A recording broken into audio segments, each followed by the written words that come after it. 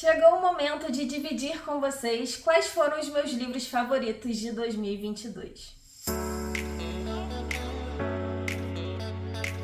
Oi gente, aqui é a Gláucia e no vídeo de hoje eu separei quais foram os livros que ganharam meu coração em 2022, né? Aqueles livros que foram 5 estrelas, favoritados e que com certeza vão ser livros que eu vou estar sempre indicando para vocês. Então já separa papel e caneta para anotar todas essas indicações, que eu acho que vai ter coisas aqui, né? Livros, histórias que podem agradar vocês também. Antes de começar a mostrar esses livros, já vou dizer aqui que foi bem difícil fazer essa lista, foi difícil pra caramba colocar esses livros em posições entre esses favoritos, né? Eu primeiramente pensei em não dizer qual era a posição deles para vocês, mas eu acho que todo mundo gosta de saber isso, né? Então eu fiz aqui essa separação. Ia separar 10 livros, mas acabei não conseguindo. Eu tive 18 livros separados, favoritos, e eu separei 12 para trazer aqui para vocês e separei mais 2 para ser menção honrosa, ou seja, coloquei quase todos os livros na lista, então vai ter aqui 14 indicações para vocês ficarem ligadinhos para ler no ano de 2023, né? Se ainda não tiverem lido. Então vamos lá começar a falar desses livros. Muitos deles eu li em projetos e também lá na Twitch, que é onde eu faço live de sprint de leitura e produtividade de segunda a sexta-feira a partir das 19h30. Se vocês ainda não me acompanham por lá, vou deixar aqui embaixo o link para vocês me acompanharem também, aumentar a leitura de vocês por lá ou criar o hábito se for isso que você quer fazer em 2023, né?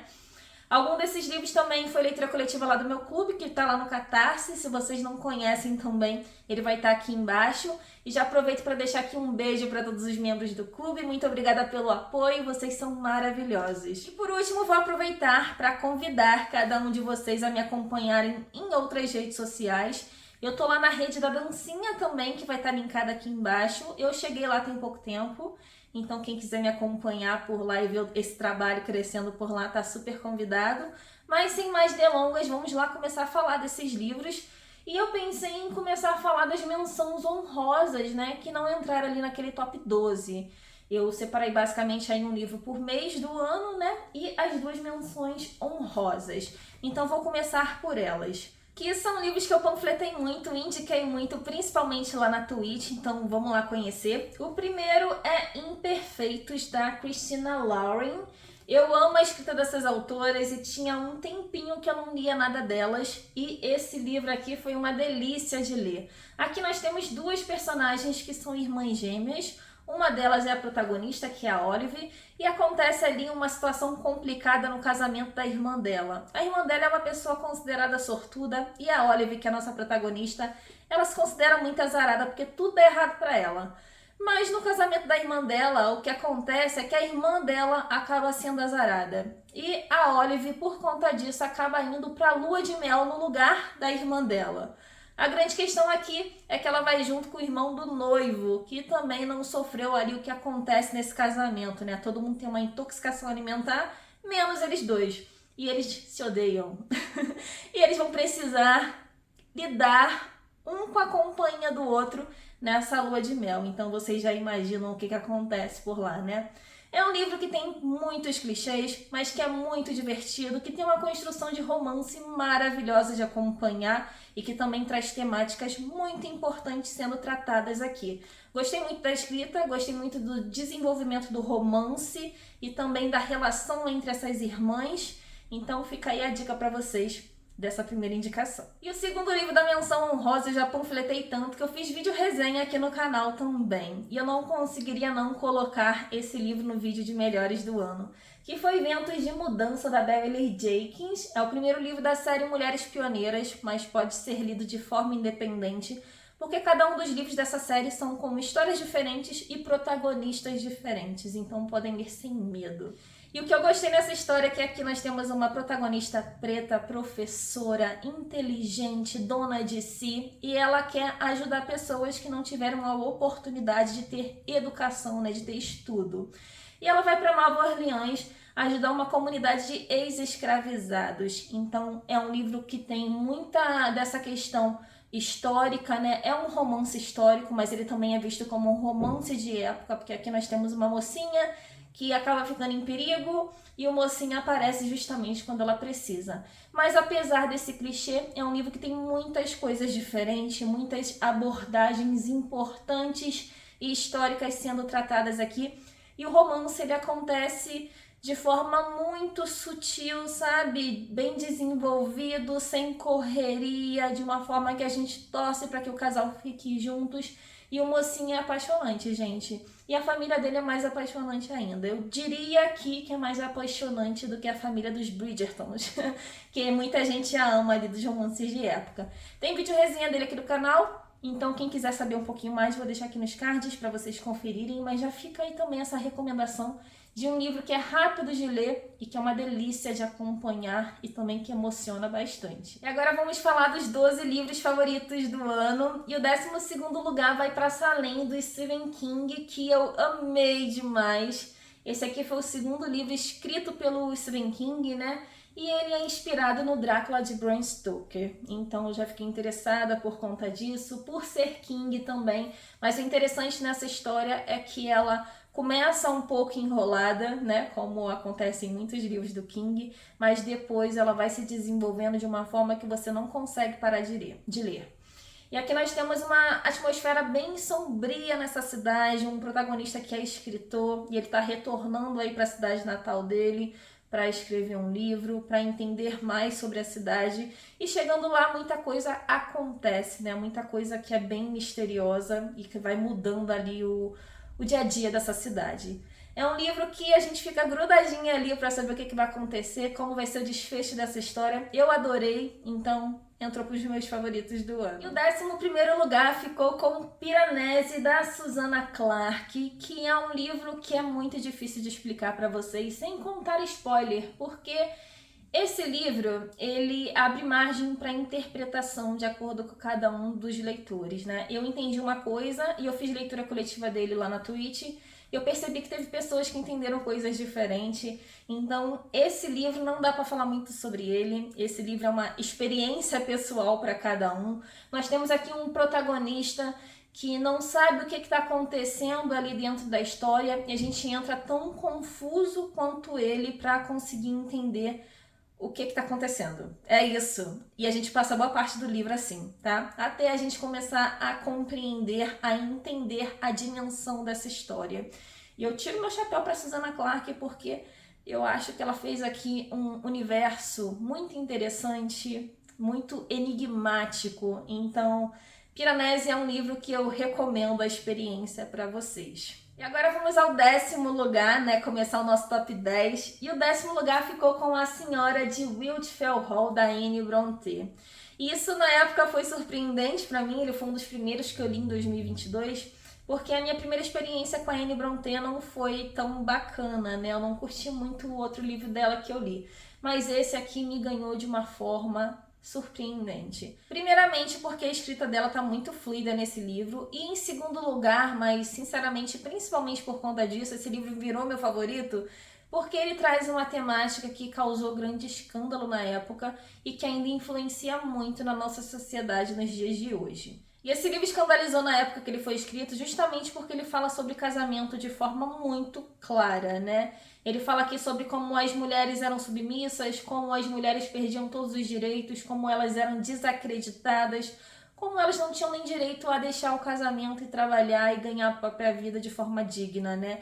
Então é um livro que foi bem interessante de acompanhar, de entender como era naquela época e de entender principalmente como isso ainda acontece muito nos dias de hoje, né? Como a mulher ainda é muito desacreditada.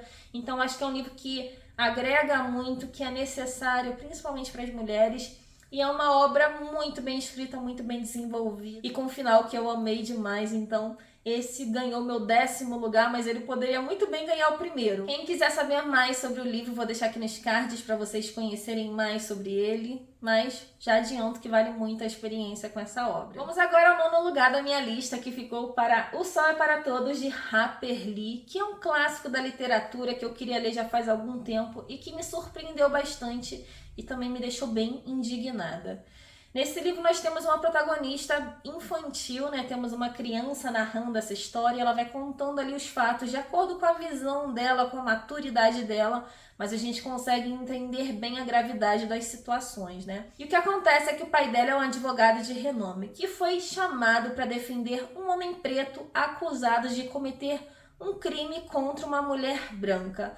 Só que a grande questão aqui é que nós estamos numa sociedade que é completamente racista, muito cruel, só dá valor ao que o homem branco fala. Então é um livro que causa muita indignação na gente, mas em contrapartida nós temos esse protagonista, né, que é o pai dessa criança, que é um homem surpreendente, sabe? Eu acho que esse pai dessa criança é um dos pais que eu mais amei na literatura, porque ele ensina essas crianças de uma forma tão bonita, que me deixou assim emocionada em muitos momentos. Então esse é um livro que merece ter na nossa estante, merece causar indignação em cada um de nós, ser debatido e também refletido, para que juntos nós consigamos mudar as situações que acontecem aqui e que ainda acontecem nos dias atuais. E o meu 8º lugar vai para A Casa no Mar Cerúleo, que foi um livro que ganhou meu coração, que me emocionou bastante, que me fez rir bastante também. É um livro que, se você parar para pensar, ele não tem nada inovador, mas é na simplicidade que ele ganha o coração da gente. Aqui nós temos o nosso protagonista, que é o Linus Baker. Ele é responsável por supervisionar orfanatos, ele tem muito orgulho disso, porque ele faz o trabalho dele de forma meticulosa, ele faz bem o que ele se propôs a fazer. Só que o Leon está com 40 anos já, ele é solitário, ele não consegue sair dessa zona de conforto, e até que um dia ele é convocado para ir até esse orfanato na Casa do Mar Cerúleo, e é lá que as coisas começam a mudar. Esse orfanato é interessante porque lá nós temos crianças com poderes especiais. Inclusive nós temos uma criança que é um anticristo lá, que vai deixar o nosso protagonista bem apavorado e que vai render bastantes risadas também. Mas além das crianças, que são a cereja do bolo nessa história, o mais legal aqui é ver nosso protagonista saindo daquela bolha em que ele estava, né? Saindo da zona de conforto e enxergando novas possibilidades para a vida dele. E eu acho que essa é a grande sacada desse livro, né? Como às vezes a gente ficaria tanto tempo no que é confortável pra gente, a gente acaba deixando de viver a vida de forma mais intensa, da forma que a gente gostaria, mas não tem coragem. Então esse livro traz mensagens bem interessantes sobre sair da zona de conforto, sobre amor, sobre aceitar o diferente, né? Sobre abraçar outras pessoas que não são iguais a você. Então é um livro muito bonito, muito sensível e que merece estar nessa lista. O 7º lugar ficou com Ex-Mulher, de Tess Stillson, que pra mim foi um livro alucinante, eu não conseguia parar de ler essa história, e pra mim ele foi muito bem desenvolvido e teve um final muito satisfatório. Aqui nós temos uma protagonista chamada Louise. Ela foi deixada pelo marido 4 anos atrás e esse marido agora tem uma nova família. Família essa que a Louise não consegue aceitar. Afinal, ela não consegue aceitar que perdeu esse marido para outra. Então, o que acontece aqui é que esse marido vai ser assassinado numa festa da família da Louise, onde a Louise e a atual mulher dele vão ser as principais suspeitas do crime, porque elas vão ser encontradas junto com o corpo desse homem. Então a grande questão aqui é: quem matou esse cara? A Louise, a atual mulher? E por quê? A gente vai descobrindo isso no decorrer da história, mas a gente fica confuso o tempo inteiro e a autora vai amarrando tudo muito bonitinho e vai mostrando aqui outro lado da vida de cada um desses personagens. O final eu achei fantástico, então só leiam esse livro porque ele é maravilhoso, frenético, alucinante e olha que sabor, que thriller maravilhoso. E o 6º livro dessa lista também é um thriller e dessa vez é Mr. Mercedes, do Stephen King, que é o primeiro volume da trilogia de Mr. Mercedes. Só que esse livro é um pouco mais sangrento, né? Eu também não conseguia parar de ler essa obra, mas ela é mais sangrenta que Ex-Mulher. E aqui porque é mais sangrenta. Esse livro já começa de uma forma que causa grande indignação na gente. Porque aqui nós temos uma fila de emprego com pessoas necessitadas, precisando de um emprego, precisando pagar as contas, sustentar a família. E esse Mr. Mercedes, que é o grande vilão desse livro, ele pega esse Mercedes e sai atropelando todo mundo na fila de madrugada. É isso mesmo. O cara sai matando todo mundo que tá procurando emprego, meu. Então, assim, como não se indignar com isso? E a gente vai conhecendo mais desse vilão. Ao decorrer do livro, a gente vai vendo que ele tem a cabeça pior do que a gente imaginava. E o King conseguiu reunir todas as coisas ruins nesse vilão. Porque ele é extremamente cruel, ele é preconceituoso, ele é gordofóbico, ele é outras coisas que não dá pra contar aqui, porque senão vai ser spoiler, mas vocês vão entender conforme lerem essa obra.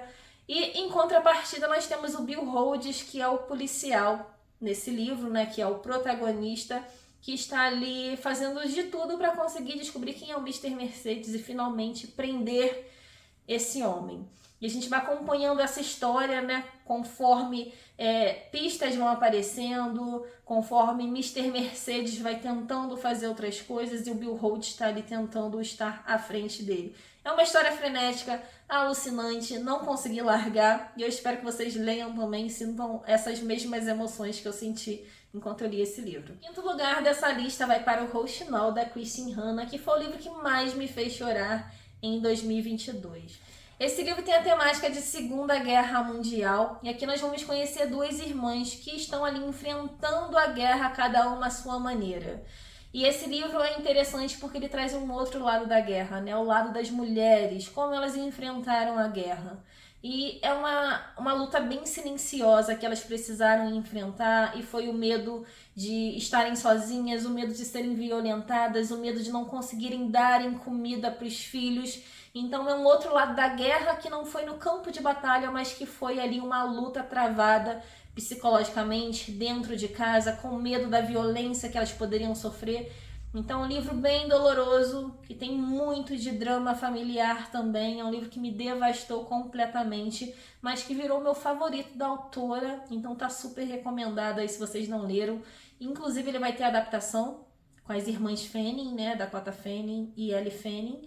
Eu tô louca pra ver essa adaptação, porque eu acho que vai ficar super emocionante. O quarto livro dessa lista também é do Stephen King, né? Tivemos bastante King aqui nessa seleção. E dessa vez é o Billy Summers, que foi um livro que ganhou meu coração. Não imaginava que ganharia tanto, porque Billy Summers é, na verdade, um anti-herói, né? Ele é um assassino de aluguel e ele é o melhor ali no ramo, só que ele tem alguns princípios. Ele só aceita o serviço se a vítima realmente for uma pessoa ruim. Ele não aceita qualquer tipo de serviço. A gente vai entendendo mais sobre esse personagem, sobre os seus princípios, os valores que ele carrega, e mais sobre o passado dele também no decorrer desse livro. E outras pessoas vão entrando no caminho desse personagem, que vai tornando a jornada dele mais interessante ainda. Foi um livro que me emocionou bastante. O Billy Summers conseguiu aí, com louvor, entrar entre os meus personagens favoritos do King. Então ele merece muito estar aqui nessa lista de favoritos do ano. E agora vamos ao top 3, que eu poderia muito bem embaralhar e mudar o lugar deles o tempo inteiro, porque eu amei esses 3 livros e foi difícil dar uma posição para eles. Mas vamos lá. Terceiro lugar vai ficar para a leitura de verão de Emily Henry, que foi um livro que me surpreendeu bastante. Eu esperava encontrar um clichêzão aqui e encontrei um drama que ganhou meu coração. Aqui nós temos uma protagonista que é escritora e está enfrentando um bloqueio criativo. A verdade é que ela costumava escrever histórias com finais felizes.